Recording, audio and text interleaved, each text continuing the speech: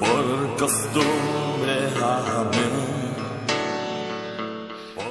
Hola, buenos días, buenas tardes o buenas noches. Bueno, pues vamos a empezar con esta sexta clase dedicada a, bueno, pues a las escuelas éticas ya del periodo moderno, del emotivismo y el utilitarismo. Los autores que vamos a estudiar son David Hume y John Stuart Mill, y bueno, he recogido como síntesis para que os quede un poco esa idea, que repasaremos la idea del corazón manda. Ya conocíamos a Hume de la anterior, bueno, de la anterior evaluación y de la primera, ¿no? Estamos dando vueltas a diferentes filósofos y volviendo a las distintas partes, y ya conocíamos desde el punto de vista de su antropología, de cómo concibe el ser humano, que bueno, la sensibilidad, la emoción es lo que mueve al ser humano, y esto pues va a ser determinante a la hora de entender su ética.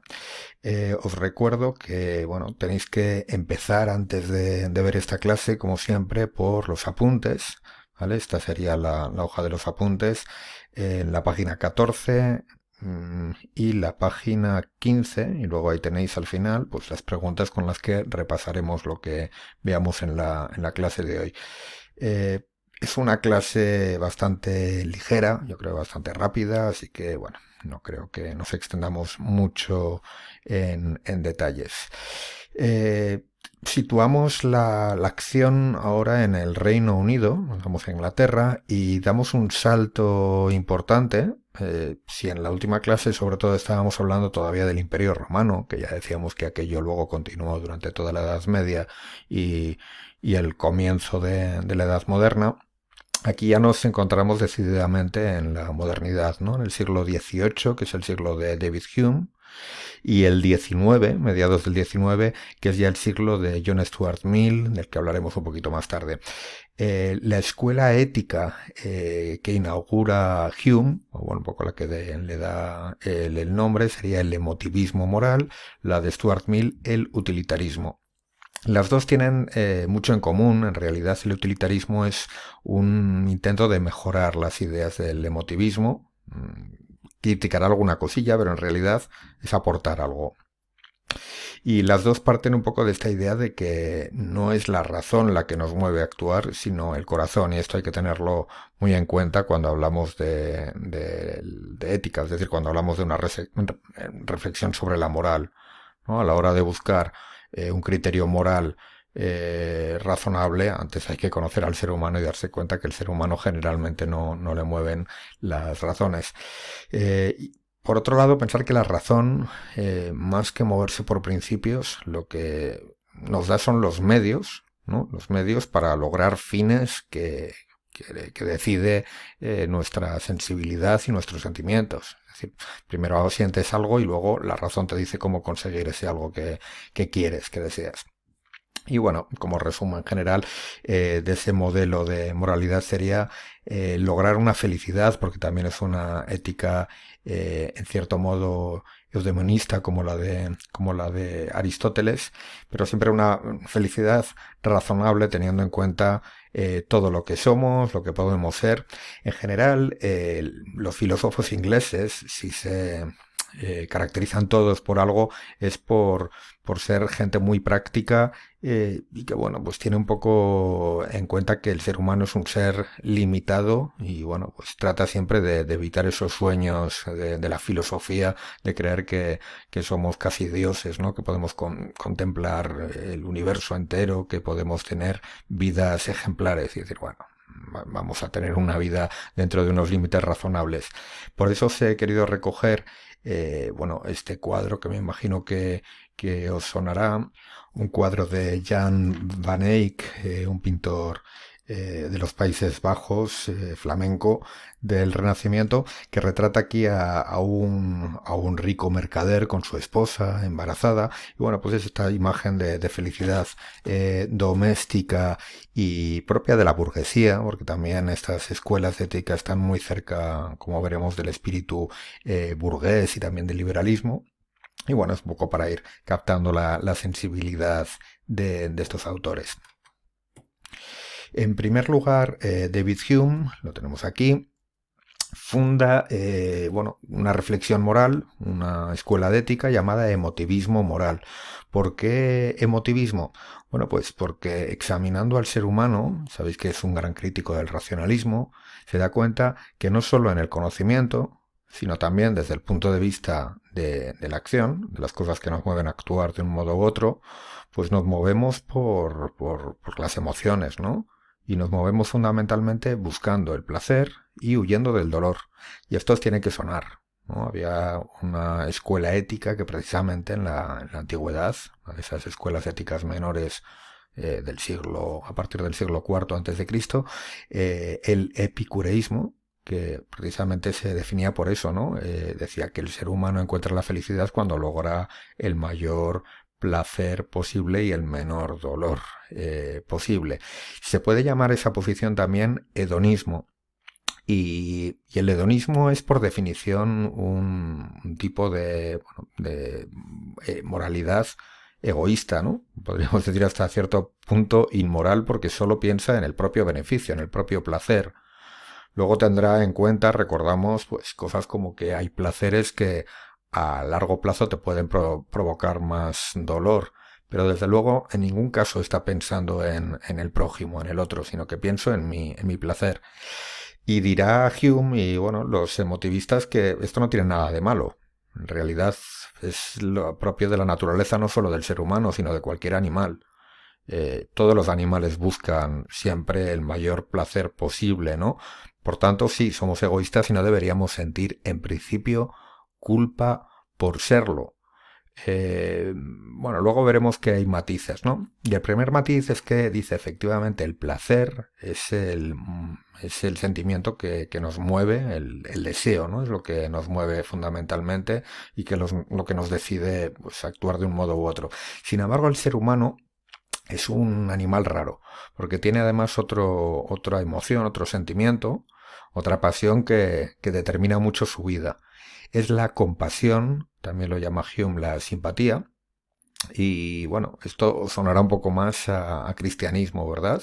Lo que ocurre que en el caso de Hume, y a diferencia de los filósofos cristianos como San Agustín o Santo Tomás, él no fundamenta la moralidad en la razón, sino que directamente la fundamenta en esta compasión, ¿no? En un sentimiento irracional completamente. Nos da pena que la gente sufra, que la gente pase hambre a nuestro alrededor, de tal forma que si yo, pues eso, estoy disfrutando y tengo al lado a una persona que está sufriendo, pues se me fastidia, ¿no? Mi propio placer. Bueno, pues es algo de lo que nos ha dotado la naturaleza y es este sentimiento de compasión el fundamento de la moral. Somos seres morales porque somos seres compasivos, porque estamos dotados de este sentimiento.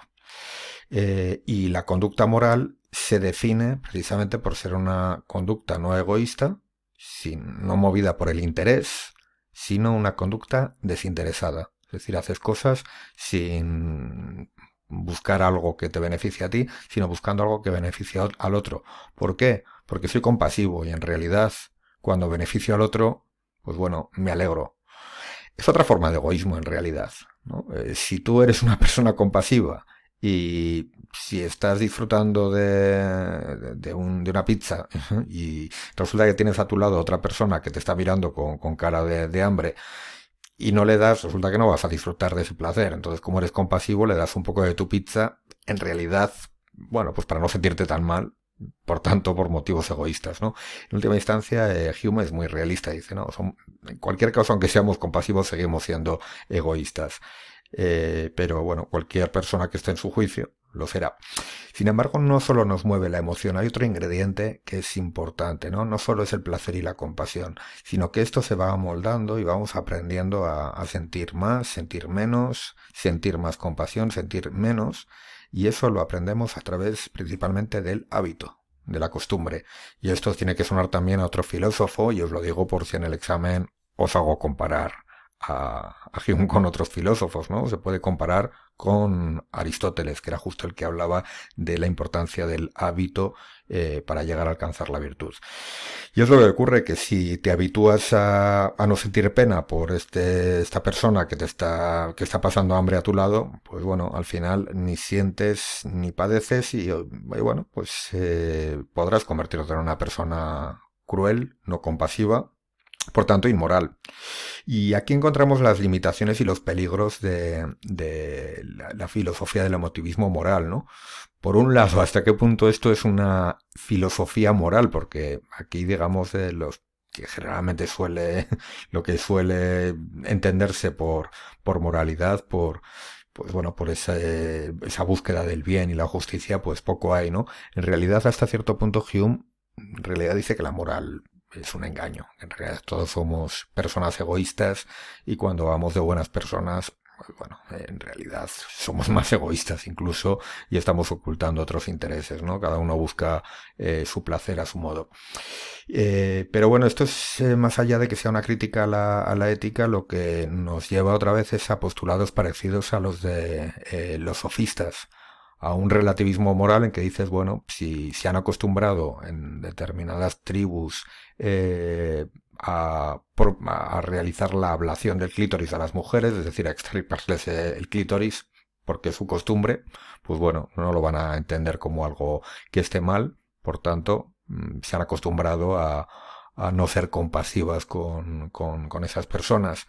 Si alguien se acostumbra también a aplicar la pena de muerte a los convictos, sin problema, si se aplica, bueno, yo que sé, una selección genética o natural entre la población, bueno, pues que hagan lo que quieran.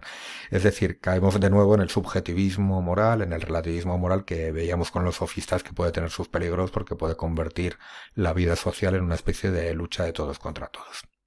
Bueno, espero que hayáis visto bien y entendido esto en los apuntes, si no, tenemos la clase de dudas para repasarlo.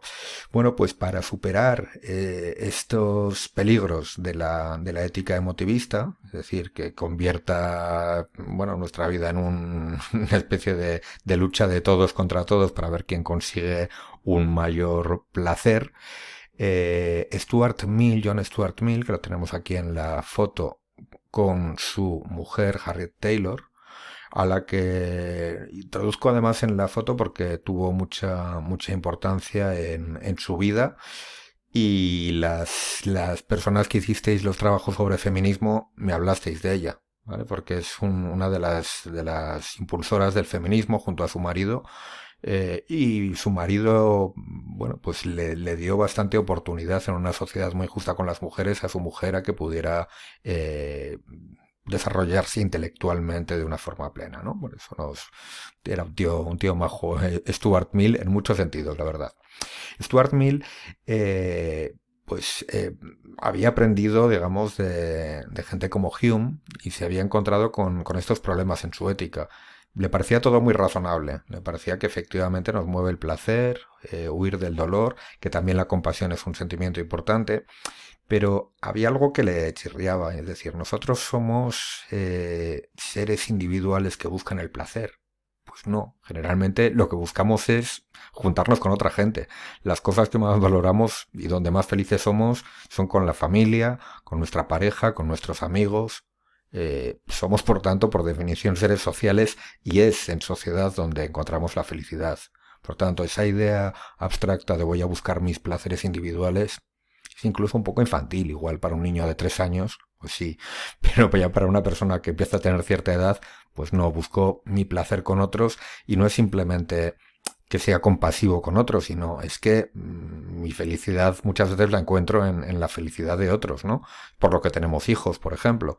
Tenemos hijos porque, bueno, que ver la felicidad y cómo se van desarrollando esos niños, pues nos hace más felices a nosotros incluso. Por tanto, buscamos el placer, sí, pero no solos. Somos seres sociales. Entonces, vamos a ver cómo podemos compaginar las ideas de la búsqueda del placer con la idea de que somos sociales. Y llega a la conclusión, y esto es un poco la doctrina del utilitarismo, que lo que debemos buscar es el mayor placer posible, pero para el mayor número de personas. ¿vale? Lo podemos pensar desde una clave de un país, ¿no? Somos 45 millones de individuos en España, por ahí, un poquito menos. Pues bueno, vamos a hacer un cálculo, y ahora sí un cálculo racional de cómo podemos organizar nuestra economía, nuestra política, el día a día, para que la mayor parte de los españoles pueda llegar a conseguir ser feliz, es decir, a colmar los deseos que le hagan feliz. Bueno, pero aquí nos podemos plantear una duda, y es que hay gente que busca la felicidad de formas un tanto extrañas, ¿no? Y un tanto peligrosas para ellos mismos y sobre todo para los demás. ¿Podemos tolerar todo modelo de felicidad? Bueno, pues aquí va a poner límites John Stuart Mill. Él no tiene una posición como la de Aristóteles o la de Platón, que piense que el ser humano tiene una esencia, que ha nacido para conocer y el que realice la esencia humana llegará a la felicidad. Dice, no, cada ser humano pues tiene una vida completamente distinta y tiene unas metas distintas. Y yo no soy quien para decirle a nadie qué hacer con su vida.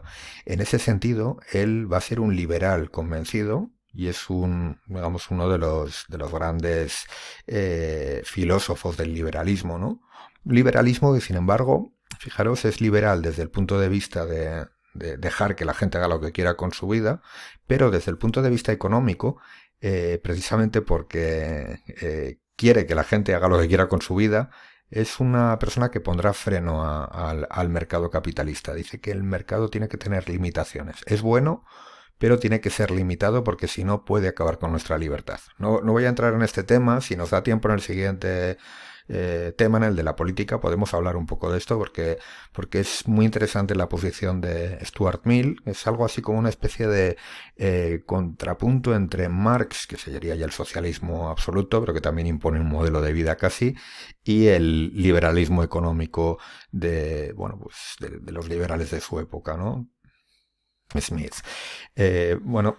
Por tanto, esta frase os sonará y es muy aplicable a las ideas de Stuart Mill. Yo tengo todo el derecho de buscar mi libertad, pero mi libertad termina donde empieza la tuya, la del otro, ¿no? Por tanto, tenemos que organizarnos de tal forma y tenemos que organizarnos interiormente de tal forma que nos planteemos modos de vida que no sean incompatibles con la libertad de los demás.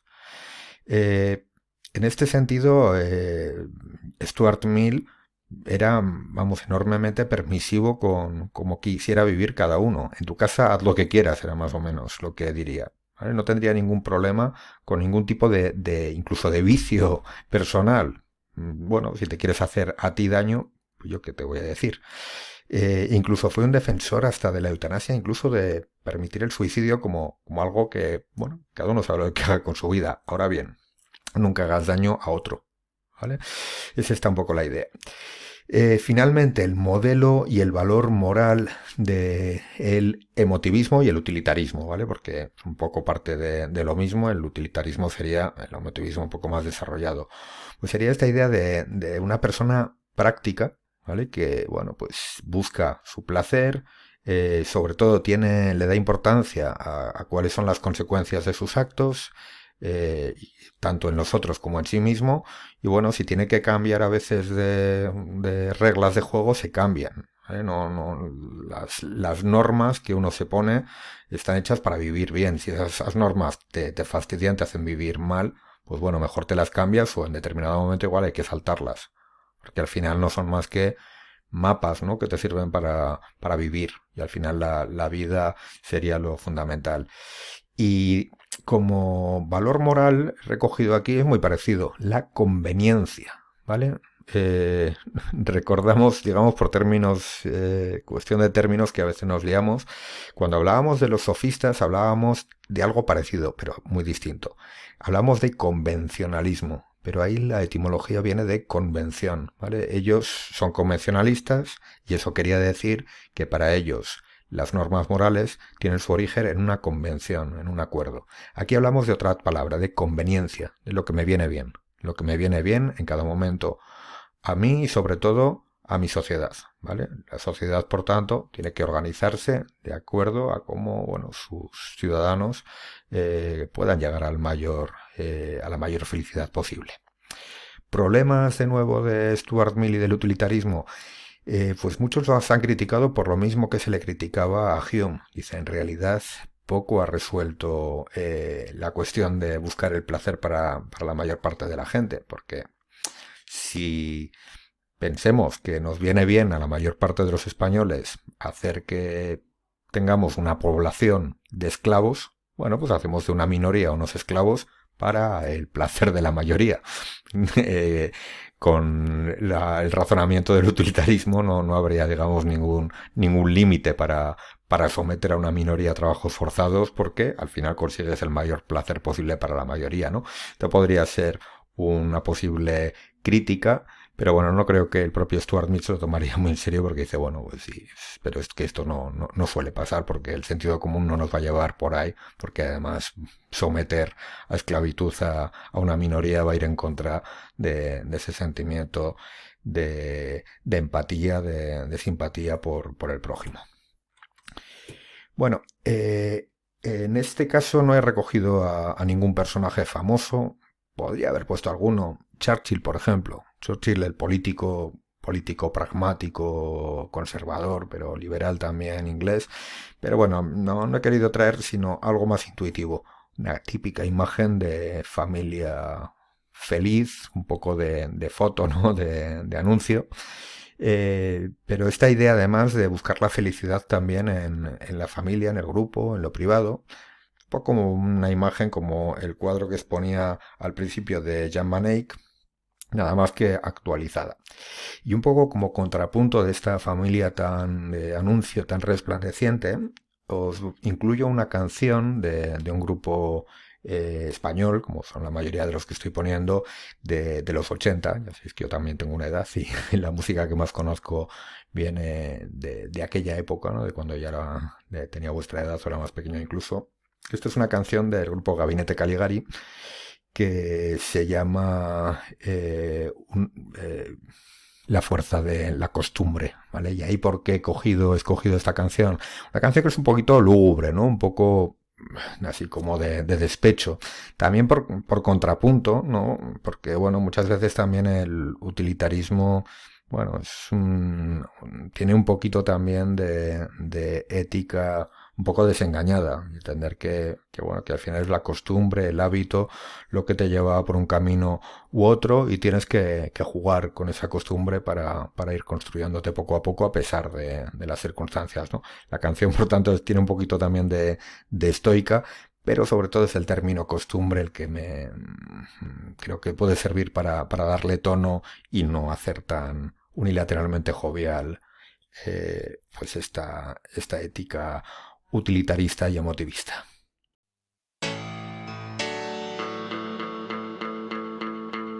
Si por costumbre amé, por costumbre olvidé, el amor y el olvido carecen de sentido.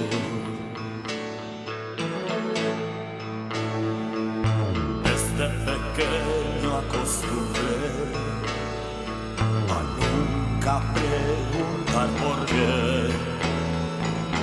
despreciando los premios tanto como el castigo. Si buscas en mí algo excepcional, te voy a desilusionar. No esperes nada nuevo de un hombre de costumbres.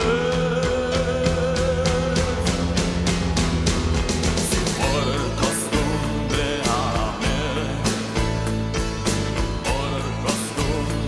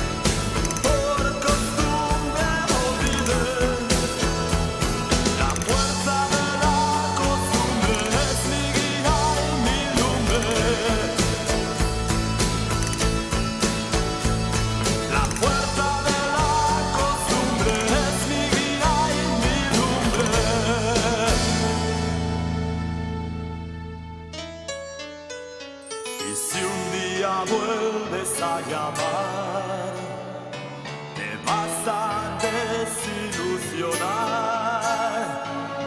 Vivo con la costumbre de no quererte nunca más.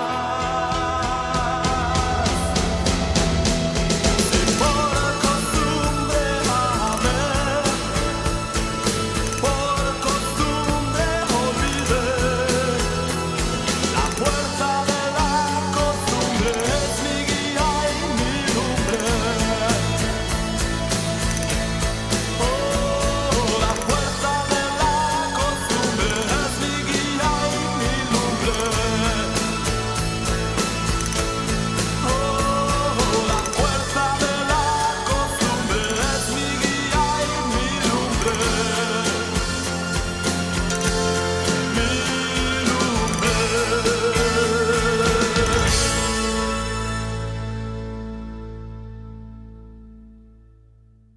Espero que hayáis disfrutado de la canción de Gabinete Caligari y ya terminamos con el repaso de las preguntas de este tema, que como os prometía iba a ser ligero y rápido. ¿Con qué escuelas éticas anteriores está emparentada la ética de Hume y en qué? ¿Vale? Buscarlo a lo largo del texto, no solo al principio, por tanto, sí que hay una muy obvia, pero hay otra que también lo he comentado en la clase, ¿vale? De otro autor también griego. ¿Cuál es la novedad de la ética de Hume respecto a los anteriores? ¿Vale? Esto también miradlo bien en los apuntes, que también aparece claramente.